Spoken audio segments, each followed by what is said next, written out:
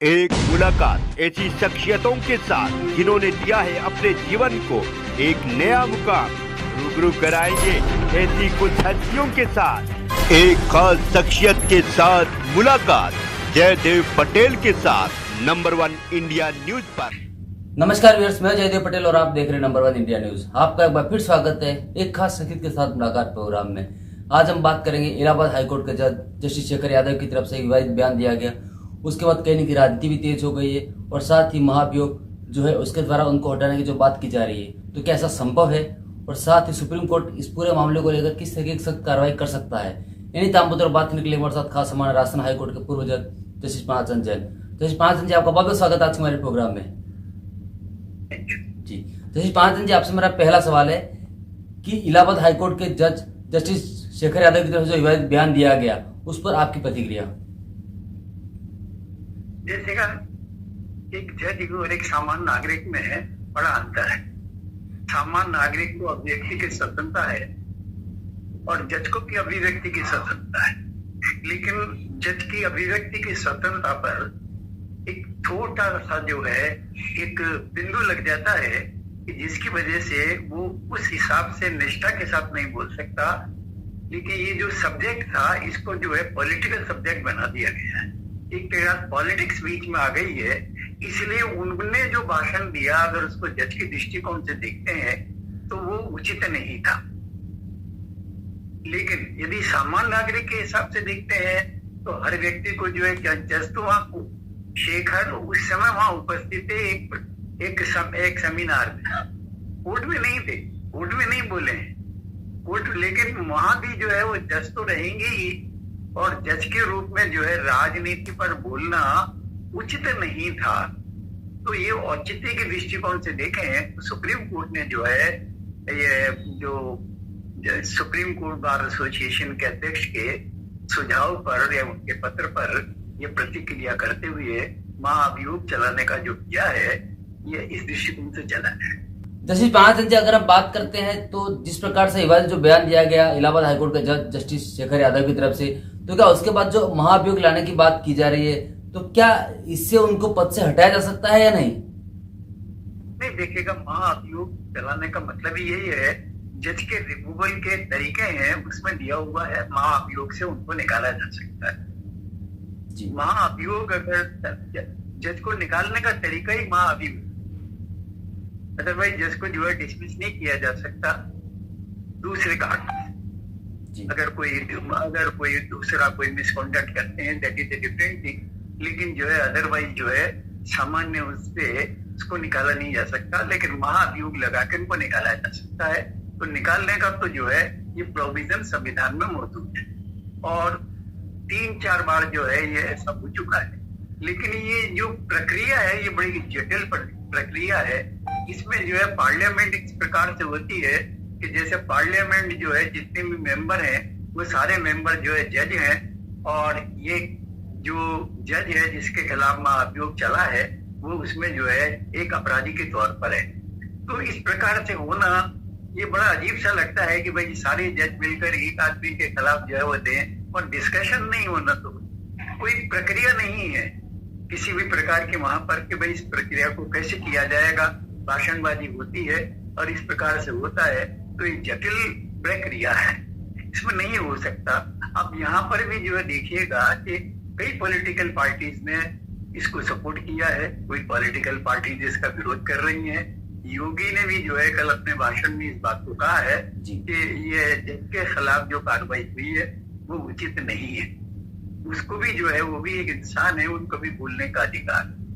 और कुछ लोगों का ये कहना है कि भाई आखिर में उन्होंने ऐसी क्या कह दिया कि जिससे भारतीय संविधान पर कोई आघात होता हो या भारत की प्रतिष्ठा पर आघात होता हो या अभिव्यक्ति की स्वतंत्रता किसी प्रकार से खंडित होती हो।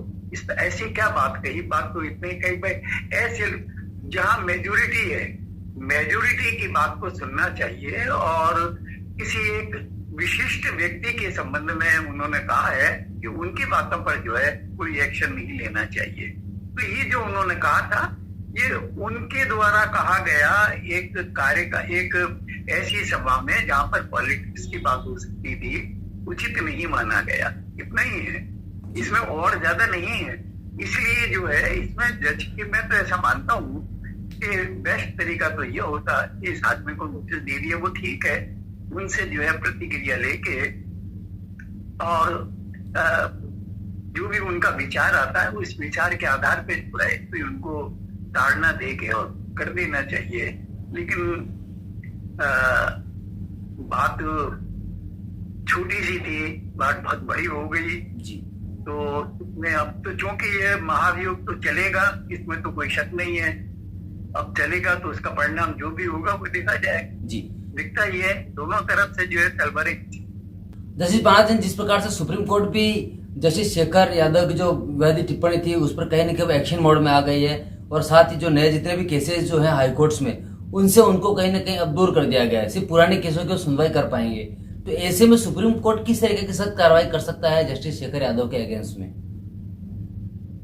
देखेगा डिसिप्लिनरी एक्शन तो देखे, जज को डायरेक्शन तो कोई दे नहीं सकता, चाहे कोई भी हो, क्योंकि कानून से बड़ा कुछ नहीं है। कानून जो है उसके पालना जो है सुप्रीम कोर्ट का जज या हाई कोर्ट का जज या सामान्य नागरिक सबको करना पड़ता है, तो उसमें तो कोई दिक्कत नहीं। ये कि लेकिन प्रश्न उसमें यही आता है कि इनके खिलाफ क्या कार्रवाई की जाए, क्या कर सकता है सुप्रीम कोर्ट, क्या कर सकता है। सुप्रीम कोर्ट ने जो करना था वो कर दिया कि ये लिखकर भेज दिया कि महाअभियोग चलाया जाए, और महाअभियोग चल गया, सुप्रीम कोर्ट का काम तो खत्म।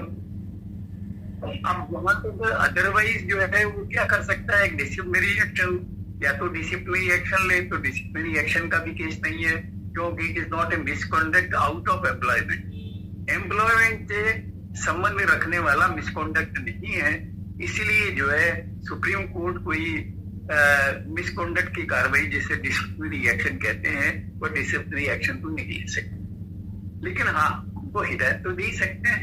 सुप्रीम कोर्ट जो है एडमिनिस्ट्रेटिवली तो हेड है, उनका ट्रांसफर भी कर सकती है, नतीजे के बेस भी रहती है, और भी अगर एक्शन लेके उसको मानते हुए भी कार्रवाई सकती है, तो कार्रवाई के तो कई तरीके हो सकते हैं। लेकिन मेरा ये है कि ये इतना उलझ गया है आपस में, और योगी जी के भाषण के बाद जो है इसने काफी दूर पकड़ लिया है, इसलिए इसको ज्यादा महत्व नहीं देना चाहिए, और जज को समझा के उनसे कोई अंडरटेकिंग लेके या कोई बात हो, क्योंकि अगर गिरता है तो कोई बड़ी बड़ी बात है, क्योंकि ऐसी बात बोलना जो कहीं वो सही नहीं थी, जज के लिए उचित नहीं था कि इस प्रकार का जो है कटाक्ष करें एक व्यक्ति विशेष पर, एक समाज विशेष पर, या जाति विशेष पर, या धर्म विशेष से संबंध रखने वाले व्यक्ति के खिलाफ। उनके लिए शोभा नहीं देता जी। तो इसलिए उसमें तथ्य तो है, उसमें पॉइंट है, लेकिन वो इतना संगीन नहीं है कि एक जज को जो है इसी आधार पे जो है निकाल दिया जी।